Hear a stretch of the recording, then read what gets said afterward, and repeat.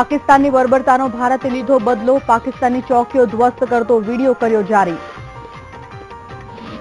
કૃષિ મેળામાં ખેડૂતો એસટી બસને ધક્કો મારતા હોય તેવો વિડીયો થયો વાયરલ, કોંગ્રેસનો દાવો ખેડૂતો સાથે થાય છે બળજબરી। મોદીનો 2 દિવસ ગુજરાત પ્રવાસ પૂર્ણ, ચીનને જવાબ આપવા મોદીએ બનાવ્યો Indo African corridor plan, CM સાથે ફરી ચૂંટણીલક્ષી ચર્ચા। આઈએસઆઈએસના આતંકી વસીમ અને નઈમની તપાસમાં ચાર્જશીટ રજૂ કરવા એટીએસે માંગ્યો સમય, ડિજિટલ ડેટાની ડિટેલ ખોલી શકે છે પોલ। ગુજરાત એટીએસે 2.5 કિલો સોના સાથે એક શખ્સની કરી ધરપકડ, દુબઈથી આવ્યું હતું સોનું। બનાસકાંઠામાં એક જ પરિવારના 7 લોકોને ફૂડ પોઈઝનિંગની અસર, એક મહિલાનું મોત। ગુજકેટની પરીક્ષામાં રાજકોટનો હર્ષ લાડાણી બોર્ડમાં આવ્યો પ્રથમ, 120માંથી મેળવ્યા 113 માર્ક।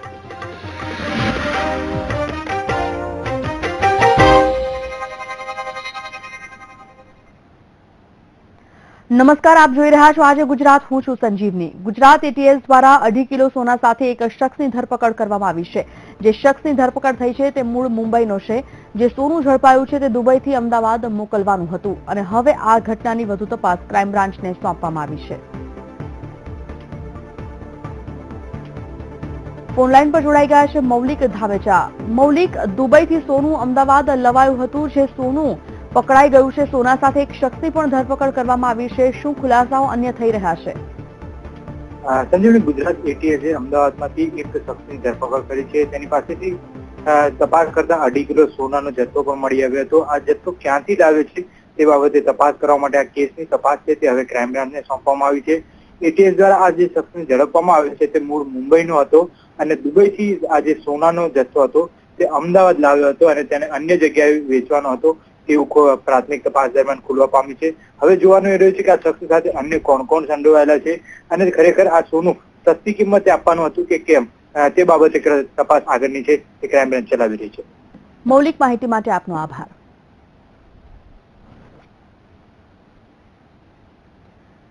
રાજ્યમાં હજી ગરમીમાં વધારો થઈ શકે છે। 2 દિવસ ધીમી ધારે વરસાદ વરસ્યા બાદ હવે ગરમીનો પારો વધશે તેવી આગાહી હવામાન વિભાગે વ્યક્ત કરી છે।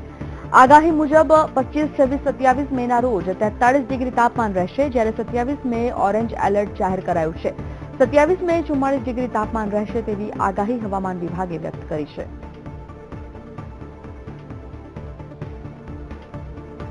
પીટીવી સંવાદદાતા મેહુલ દેસાઈ ફોનલાઈન પર જોડાઈ ગયા છે। મેહુલ, હજી પણ ગરમીથી લોકો પરેશાન થઈ રહ્યા છે, હવામાન વિભાગ જે આગાહી કરી રહ્યું છે તે કેવા પ્રકારની, હજી ગરમી કેટલા દિવસ રહેશે?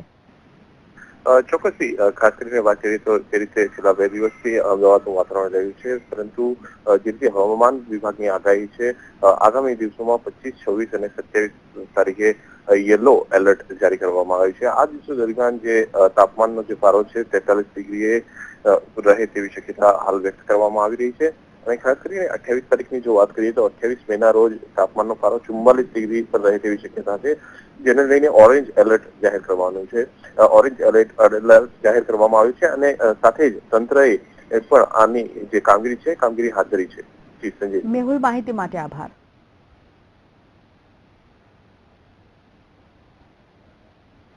આગળ વાત કરીએ, મહેસાણા કૃષિ મેળા પર કોંગ્રેસે આંગળી ઉઠાવી છે। ખેડૂતોને બળજબરીથી એકત્ર કરવામાં આવે છે, આ આક્ષેપ કોંગ્રેસ નેતા જયરાજસિંહ પરમારે કર્યો હતો। જયરાજસિંહ પરમારે એક વિડીયો વાયરલ કર્યો હતો, જેમાં તેમણે ખેડૂતો બસને ધક્કા મારતો હતા તેવા વિડીયો છે। બંધ પડેલ એસટી બસને કૃષિ મેળામાં લાવવામાં આવી હતી। જયરાજસિંહ પરમાર દ્વારા આ કમેન્ટ કરવામાં આવી હતી કે સરકાર બસને ધક્કો મરાવી યોગાસન કરાવે છે।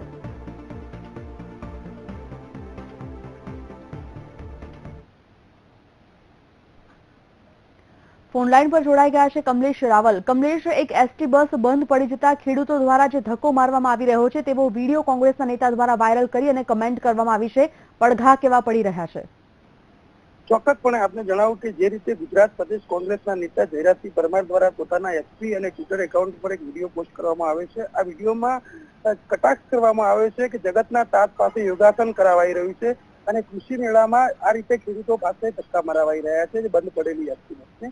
અલબત્ત આ બાબતે હજુ સુધી ભાજપના કોઈ નેતા દ્વારા પ્રતિક્રિયા નથી આપવામાં આવી, પરંતુ કોંગ્રેસના નેતાઓએ આ મુદ્દે ગુજરાત સરકાર ઉપર આકરા પ્રહારો કર્યા છે અને તેમને જણાવ્યું છે કે જે રીતે કૃષિ મેળાઓ રાજ્યભરમાં યોજાઈ રહ્યા છે, આ રાજ્ય દેશભરમાં જે રીતે ખેડૂતોને લાવવામાં આવે છે કૃષિ મેળામાં, તેમને બળજબરીપૂર્વક લાવવામાં આવે છે અને બળજબરીપૂર્વક લાવ્યા બાદ તેમને જે રીતે નાસ્તો અને અન્ય વસ્તુઓની લાલચ આપવામાં આવે છે અને જે રીતે યોગાસન કરાવવામાં આવે છે, આવો એક પ્રકારનો કટાક્ષ તેમની પર કરવામાં આવ્યો છે. કમલેશ, આભાર.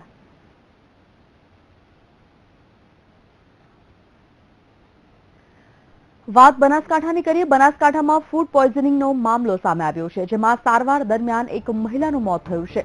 વડગામના મેપડા ગામની આ ઘટના છે. એક જ પરિવારના 7થી વધુ લોકોને ફૂડ પોઈઝનિંગ થયું હતું. આ તમામને પાલનપુર સિવિલ હોસ્પિટલમાં ખસેડાયા હતા અને આરોગ્ય વિભાગના અધિકારીઓ ઘટના સ્થળે દોડી આવ્યા હતા.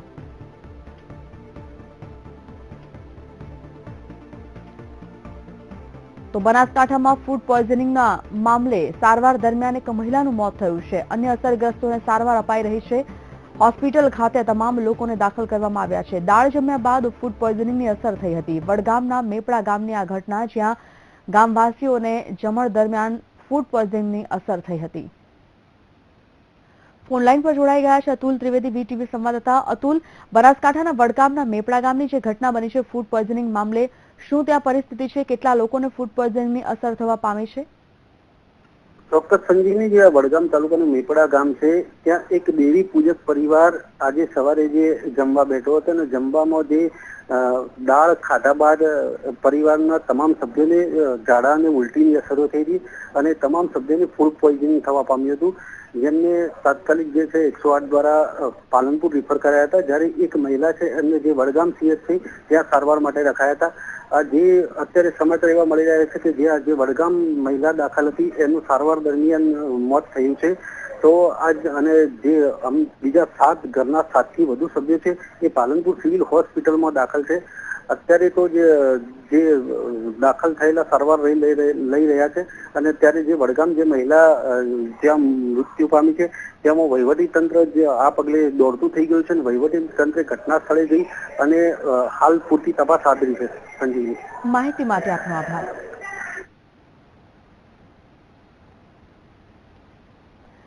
આફ્રિકા સાથેના ભારતના સંબંધો મજબૂત બનતા જાય છે. ગાંધીનગર મહાત્મા મંદિર ખાતે આફ્રિકન ડેવલપમેન્ટ બેંકની 52મી બેઠકનું આયોજન કરાયું, જેમાં પ્રધાનમંત્રી નરેન્દ્ર મોદીએ ભારત અને આફ્રિકાના સંબંધો સહિત પાન આફ્રિકા પ્રોજેક્ટની સમીક્ષા કરી અને તેનાથી થતા ફાયદા પણ જણાવ્યા. તો પ્રધાનમંત્રી મોદીએ સીએમ અને ડેપ્યુટી સીએમ સાથે પણ મુલાકાત કરીને રાજ્યની વર્તમાન સ્થિતિ અંગે પણ તાગ મેળવ્યો હતો.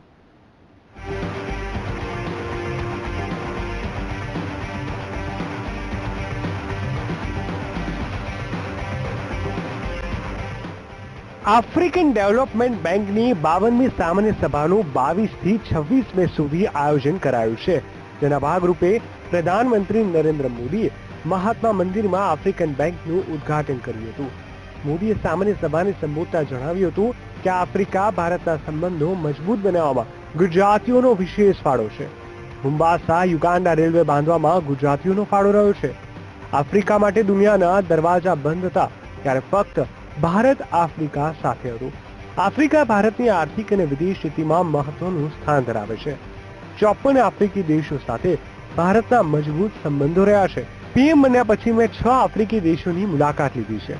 બ્રિક્સ બેંકનું સ્થાનિક સેન્ટર આફ્રિકામાં બને તે માટે ભારતના પ્રયાસો છે.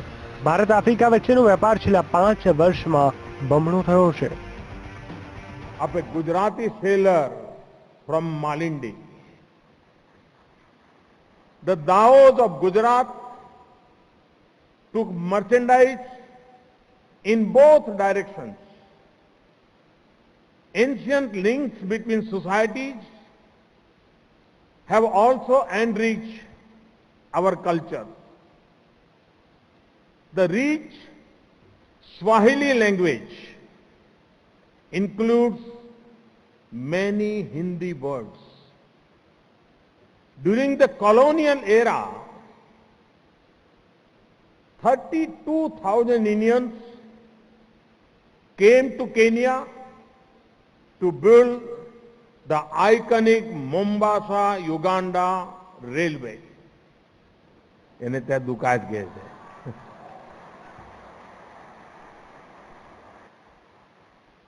During the colonial years, merchants, artisans, and later officials, teachers doctors, and other professionals went to East and West Africa, creating a vibrant community which combines the best of India and Africa.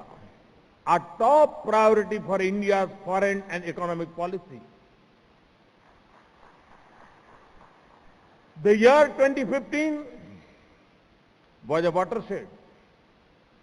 The third India-Africa summit held that year was attended by all 54 African countries having diplomatic relations with India.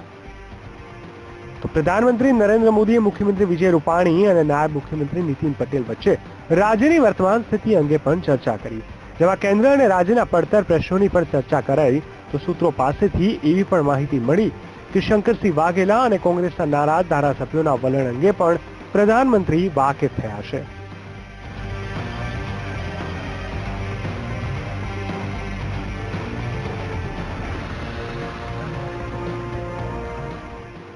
Modi Gujarat પધાર્યા તે આનંદની વાત છે, પરંતુ તેમને પ્રવાસ લંબાવવો પડે તે બાબત ભાજપની વર્તમાન સ્થિતિની ચાળી ખાય છે. કારણ કે પક્ષની ચિંતા મહેમાન બનેલા પ્રધાનમંત્રીએ કરવી પડે તે મળવા આવ્યા ને દળવા બેસાડ્યા જેવું લાગે છે. Bureau report, VTV news. આગળ વાત કરીએ વડોદરાની પારુલ યુનિવર્સિટીની બસ વડોદરાથી વિદ્યાર્થીઓને લેવા માટે પારુલ યુનિવર્સિટી જતી હતી ત્યારે અણખોલ ગામ પાસે બસના ડ્રાઈવરને છાતીના ભાગે દુખાવો ઉપડ્યો હતો અને ડ્રાઈવરે સ્ટીયરિંગ પરથી કાબુ ગુમાવ્યો. બસ રોડની સાઈડમાં ઉતરી ગઈ હતી. ડ્રાઈવરે નીચે કૂદવાનો પ્રયાસ કર્યો હતો, જેથી તે બસ નીચે આવી ગયો હતો. તેનું ઘટના સ્થળે જ મોત નીપજ્યું હતું. છોકરાઓને લેવા બસ આવી રહી હતી ત્યારે ડ્રાઈવરને એટેક આવેલો, એટલે બસ એટેક આવીને બસ બેકાબુ થઈ ગઈ, એટલે એનાથી ખાડામાં ઉતરી ગઈ. ડ્રાઈવર કંઈક નીચે પડ્યો, એમાં બસ નીચે આવીને એક્સપાયર થઈ ગયો છે. ડ્રાઈવરની શું સિચ્યુએશન છે અત્યારે? ડ્રાઈવર એક્સપાયર થઈ ગયા. અમે ઘટના સ્થળે જોતા અમને એવું લાગ્યું છે. ઓકે, તો બસમાં કેટલા જણા હતા? કોઈ જ નતું, ખાલી બસ હતી. એક બીજો ડ્રાઈવર બેઠેલો હતો બાજુમાં, બસ 2 જ જણા હતા. બસ સ્ટુડન્ટને લેવા જઈ રહી હતી. રાજકોટથી એટીએસના હાથે ઝડપાયેલા આઈએસઆઈએસ આતંકવાદીઓની તપાસના મામલે નવો જ વળાંક આવ્યો છે, જેમાં આતંકવાદી વસીમ અને નઈમના કેસની ચાર્જશીટની મુદત નામદાર કોર્ટ દ્વારા લંબાવાઈ છે. સોશિયલ મીડિયા દ્વારા આઈએસઆઈએસના આતંકવાદીઓનું કનેક્શન ખુલ્યું હતું. એફએસએલમાંથી ડિજિટલ ડેટાનો રિપોર્ટ ન આવ્યો હોવાના મુદ્દે ચાર્જશીટ માટે સમય લંબાવવા માંગ કરી હતી. નામદાર કોર્ટે એટીએસની રજૂઆત બાદ તમામ મુદ્દાઓને ધ્યાનમાં રાખીને ચાર્જશીટ કરવા માટે 3 મહિનાની મુદત લંબાવવા આદેશ કર્યો છે. તો એટીએસ પોલીસ દ્વારા તપાસનો તખતો તૈયાર કરવામાં આવ્યો હતો, જેમાં એફએસએલની મદદ લઈને ડિજિટલ ડેટાના રિપોર્ટ મેળવવાની કાર્યવાહી હાથ ધરવામાં આવી છે.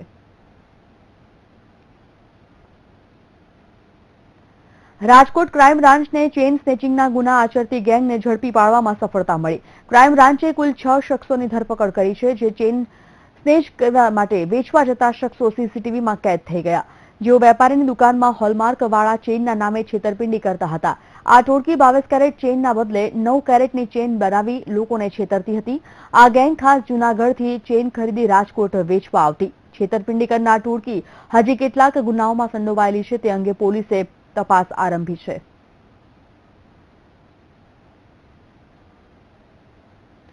અત્યારે અસહ્ય ગરમીના કારણે લોકો ત્રાહિમામ પોકારી રહ્યા છે, પણ પશુ પક્ષીઓ પણ એટલા જ હેરાન પરેશાન થઈ રહ્યા છે.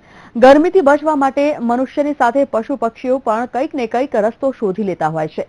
આવો જ એક કિસ્સો મહેસાણામાં જોવા મળ્યો આજે, જ્યાં ગરમીથી અકળાઈને એક આખલો ફ્લેટના ધાબા પર ચઢી ગયો.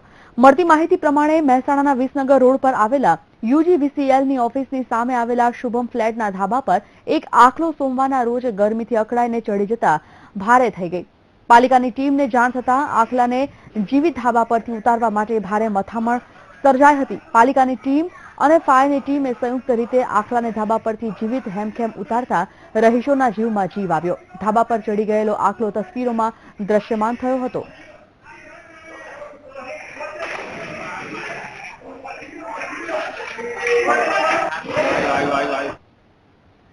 શિક્ષણ જગતને લાંછન લાગે તેવી ઘટના સામે આવતા રાજ્યના શિક્ષણ વિભાગમાં ખળભળાટ મચી ગયો છે. જી હા, બનાસકાંઠા જિલ્લામાં ઈમાનદારીના પાઠ શીખવનાર આચાર્યોએ સર્વ શિક્ષા અભિયાન હેઠળ સરકારી ગ્રાન્ટનો દુરુપયોગ કરીને કૌભાંડ આચરતા ચકચાર મચી જવા પામી છે. બનાસકાંઠા જિલ્લાના આચાર્યોએ વર્ષ 2010થી શાળામાં વાપરવાના બદલે રૂપિયા ઘર ભેગા કરતા હતા. 39 શાળાઓમાં કરોડોની ઉચાપત કરાઈ છે. આચાર્યોએ એસએમસી અંતર્ગત આવતી ગ્રાન્ટમાં સર્વ શિક્ષા અભિયાન હેઠળ સરકારી ગ્રાન્ટનો ઉપયોગ કર્યો હતો, જેને લઈને જિલ્લા પ્રાથમિક શિક્ષણાધિકારીએ રૂપિયાની રિકવરી માટે જામપુરા પ્રાથમિક શાળામાં આચાર્યને હિયરિંગ માટે બોલાવ્યા હતા, જ્યાં 35 લાખની રિકવરી માટે હિયરિંગ થયું હતું. મહત્વનું છે કે અગાઉ 1.50 કરોડ જેટલી રિકવરી કરવામાં આવી હતી. કુલ અમે આટલા વર્ષોમાં 1,32,65,882 રૂપિયા લેવાના હતા. હવે આપણે 38,37,967 જ બાકી રહ્યા છે. એ રકમ અમે રિકવરી કરી લઈશું. વસૂલ્યા બાદ એમને આ અનિયમિતતા કરી છે. થોડા સમય માટે ઉપાડા છે, જેટલા સમય માટે ઉપાડ કર્યો હશે, ઉચાપત કરીએ છીએ, એનું વ્યાજ સાથે વસૂલ કરીશું. અને જો એમની મોટા પ્રમાણમાં આવી ગેરરીતિ હશે તો એમની સામે કાયદાકીય કાર્યવાહી કરવાનો પણ પ્રયત્ન કરીશું. છેલ્લા કેટલાક સમયથી બાળકોની સુવિધા ઊભી કરવા માટે આપેલા નાણાં આ આચાર્યો મુક્ત મને વાપરી રહ્યા હતા. સરકારી નાણાં હોવા છતાં તેનો તેઓએ પોતાના અંગત કામ માટે ઉપયોગ કરી રહ્યા હતા. ત્યારે પ્રશ્ન એ ઉભો થાય છે કે સરકારી નાણાંને પોતાના અંગત ખર્ચ માટે વાપરનાર આ આચાર્યો સામે કેમ હજુ સુધી ફરિયાદ દાખલ નથી કરવામાં આવી, તે સૌથી વેધક સવાલ છે. સમગ્ર ઘટનાને પગલે હવે જોવાનું રહે છે કે જિલ્લા શિક્ષણ અધિકારી આચાર્યો સામે પગલાં લેશે કે નહીં, તે હવે આવનાર સમય જ બતાવશે. અતુલ ત્રિવેદી સાથે વીટીવી ન્યૂઝ, બનાસકાંઠા. જામનગરના ઊંડ જળસિંચન વિભાગ દ્વારા થતા કામોમાં ગેરરીતિની ફરિયાદો ઉઠવા પામી છે. વિભાગ દ્વારા જિલ્લાના 27 તળાવો અને 218 ચેકડેમોને ઊંડા ઉતારવાનું કામ ચાલી રહ્યું છે. જોકે તળાવો જોઈતા પ્રમાણમાં ઊંડા થતા નથી, પરિણામે ખેડૂતોને કાપની માટી મળતી નથી તેવી લોકોની ફરિયાદ છે. જોઈએ એક અહેવાલ.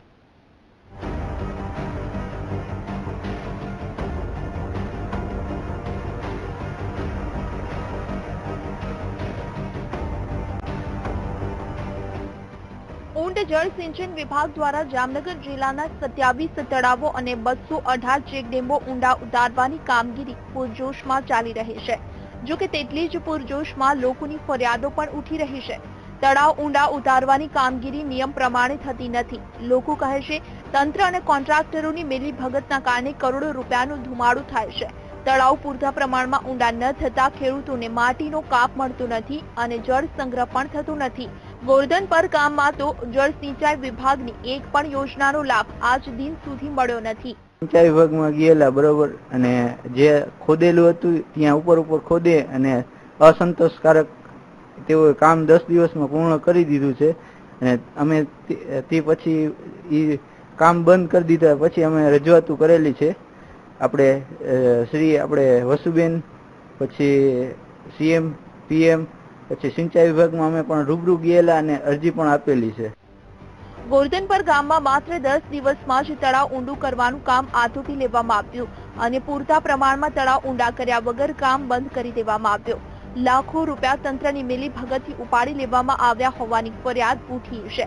એટલું જ નહીં, ચેકડેમોમાંથી હાડમોરમ કાઢી તંત્રની મીઠી નજર હેઠળ કોન્ટ્રાક્ટરો દ્વારા તેનું મળતિયાઓને વેચાણ કરવામાં આવી રહ્યું હોવાની વ્યાપક ફરિયાદો ઉઠી છે. આપણે જે ગોરધન પરની અંદર જે કામ ઊંડું ઉતારવા માટેનું તળાવનું જે કામ કરવામાં આવ્યું કે અસંતોષકારક છે. કારણ કે હજી ખેડૂતને જે જમીનોની અંદર માટી નાખવાની હતી, હજી શરૂઆત થઈ ત્યાં તો આ લોકોએ કામ પૂરું કરી નાખ્યું. અસ્તવ્યસ્ત જ્યાં માટી ના નાખવાની નાખી દીધી અને એના ટાઈમે એની રીતે કામ પૂરું કરી નાખ્યું છે. અમને ગામ લોકોને ખ્યાલ પણ નથી અડધું કામ કઈ રીતના કર્યું છે. સિંચાઈ માટે જળાશયો ઊંડા કરવાનો સરકારનો હેતુ ઘણો ઉમદા છે. તંત્રની મિલીભગતના કારણે થતી ગેરરીતિથી આ હેતુ સફળ રહેતો નથી, તેનું આ ઉદાહરણ છે. Bureau report, VTV news. રાજ્યની શ્રેષ્ઠ નગરપાલિકામાં નવસારીનું નામ ચમક્યું હતું. સરકારે નગરપાલિકાઓને પ્રોત્સાહિત કરવા માટે ઇનામો પણ આપ્યા છે, પરંતુ વીટીવીએ જ્યારે નગર ભ્રમણ કર્યું તો કંઈક અલગ જ દ્રશ્યો જોવા મળ્યા. પ્રજાને અર્પણ કરેલા મોટા ભાગના પ્રોજેક્ટ ધૂળખાતી દશામાં જોવા મળ્યા હતા.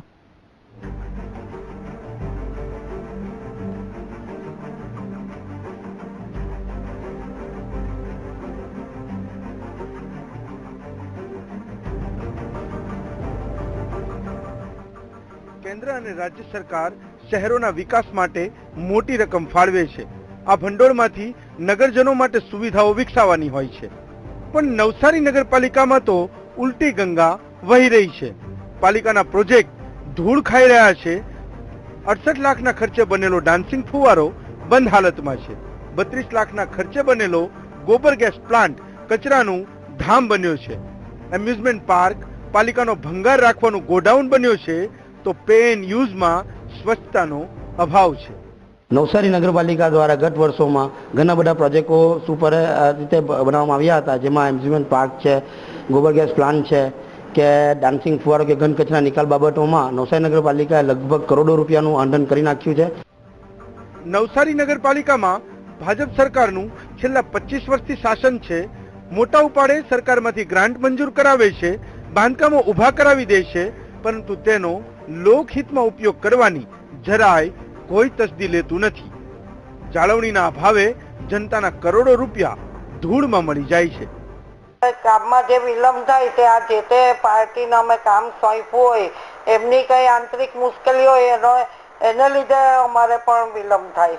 બાકી એવો કઈ એવો ઇન્ટેન્સ નથી કે કામ ખરેખર જ ફેલ ગયા છે. વિકાસની મોટી મોટી વાતો માત્ર કાગળ પર જ રહે છે. શ્રેષ્ઠ નગરપાલિકાનું બિરુદ પામેલી નવસારી નગરપાલિકાની અત્યારની હાલત જોતા લાગે છે કે સરવાળે જનતાના પૈસાની સંપૂર્ણ બરબાદી થઈ રહી છે. Rakesh Solanki, VTV news, Navsari. Bhavnagar university દ્વારા કેમ્પસમાં આવેલા વિવિધ રમતના 6 મેદાનોની કાયાપલટ કરવા માટે રૂપિયા 30 લાખના ખર્ચે પ્રથમ તબક્કામાં રિનોવેશનનું કામ હાથ ધરવામાં આવ્યું છે. ભાવનગર યુનિવર્સિટી કેમ્પસમાં 6 જેટલા મેદાનો આવેલા છે. યુનિવર્સિટીના સંચાલકો દ્વારા સ્પોર્ટ્સ માટે મેદાનોની કાયાપલટ કરવાનું કામ શરૂ કરવામાં આવ્યું છે. યુનિવર્સિટી કેમ્પસમાં આવેલા ક્રિકેટ, ટેબલ ટેનિસ, બેડમિન્ટન અને ટેનિસના ગ્રાઉન્ડનું રિનોવેશન શરૂ કરવામાં આવ્યું. ક્રિકેટના મેદાન માટે 12મી યોજનામાંથી 10 લાખ ફાળવવામાં આવ્યા. અહીં આવેલા પેવેલિયનને પણ રંગરોગાન સાથે સજાવવામાં આવ્યું છે. યુનિવર્સિટીના નિર્ણયને ક્રિકેટરોએ આવકાર્યો છે. ક્રિકેટની જે પીચ છે એ ટર્ફ વિકેટ, સિમેન્ટની વિકેટ પણ એક બનાવવાનું ચાલે છે. ગ્રીન આખી વિકેટ એ પણ બનાવવાનું ચાલે છે. એના માટે લગભગ અમે બજેટ મંજૂર કર્યું છે સ્પોર્ટ્સ બોર્ડ ઓફ સ્પોર્ટ્સમાં. એ લોકો નવું ગ્રાઉન્ડ તૈયાર કરી અને જે ભાવનગરના ઉગતા ક્રિકેટરોને જે પૂરી મહેનત કરવાની અને તે પોતાનું અંદરથી જે કૌશલ બતાવવાની બહુ સારી તક છે. પાટણના સાંતલપુરમાં ટ્રેનની અડફેટે એક યુવકનું મોત નીપજ્યું છે. આ ઘટના વારાહી ફાટક પાસે બની. અકસ્માત બાદ યુવકને સારવાર અર્થે હોસ્પિટલ ખાતે ખસેડવામાં આવ્યો હતો, જ્યાં તેણે દમ તોડ્યો હતો.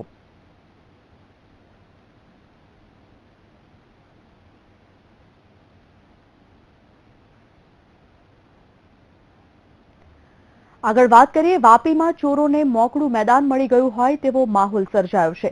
ઔદ્યોગિક નગરી વાપીમાં સતત ચોથા દિવસે પણ ચોરોનો આતંક યથાવત રહ્યો. વાપી જીઆઈડીસી વિસ્તારમાં આવેલ એક કેમિકલ કંપની સહિત 6 દુકાનો અને ઓફિસના તાળા તૂટ્યા છે. જે ટાયર ઓફિસમાંથી એક લેપટોપ તેમજ 5,000 રોકડની ચોરી થવા પામી છે.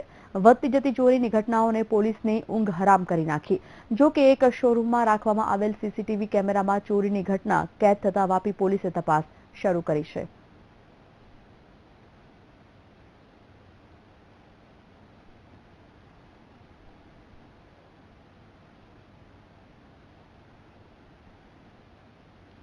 આ વર્ષે એન્જિનિયરિંગના વિદ્યાર્થીઓ માટે જેઈઈ મેઇનના બદલે લેવામાં આવેલી ગુજકેટનું પરિણામ જાહેર થયું હતું. ગુજકેટ એન્જિનિયરિંગ અને ફાર્મસીના વિદ્યાર્થીઓ માટે ફરજિયાત કરવામાં આવી હતી. તેમ છતાં બી ગ્રુપના મોટાભાગના વિદ્યાર્થીઓએ પરીક્ષા આપી હતી. ઇજનેરી અને ફાર્મસી માટે ફરજિયાત ગણાતી ગુજકેટનું પરિણામ જાહેર થયું હતું. ગુજકેટમાં 1,34,326 વિદ્યાર્થીઓ નોંધાયા હતા, જેમાંથી 1,32,472 વિદ્યાર્થીઓએ પરીક્ષા આપી હતી.